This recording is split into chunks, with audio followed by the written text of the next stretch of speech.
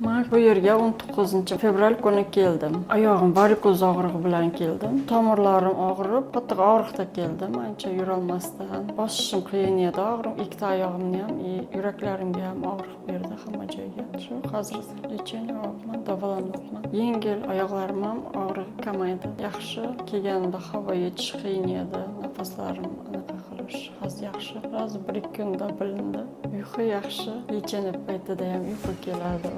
İnsaniyatda 3 qon tomiri bo'lib, birincisi arteriya, ikkinchisi vena, uchinchisi limfa tomirlari. Arteriya bu yurakdan katta, markazdan chetga hamma organ hujayralarga oziqa, qon, kislorod yetkazib beradi. Ikkinchisi bu vena bo'lib, bu kislorod yetib borgandan keyin qaytgan limfadan hujayralardan hosil bo'lgan darbat angidris vena qon tomiri orqali qaytib yurakka keladi. Yana bitta qon tomiri bu limfa tomiri bo'lib, bu ham xuddi vena tomiriga o'xshagan bo'lib, periferiyadan markazga keladi. Ya'ni qiladigan asosiy ishi insonda hosil bo'lgan qon tarkibidagi toksinlar hammasi limfa tomirlari suyuqligiga tushib, ichak oshqozon yo'llari, siydik yo'llari, nafas yo'llari orqali inson zahardan, ya'ni toksindan tozalanadi. Bu albatta mana shu limfa apparatining natijasida katta natija beradi.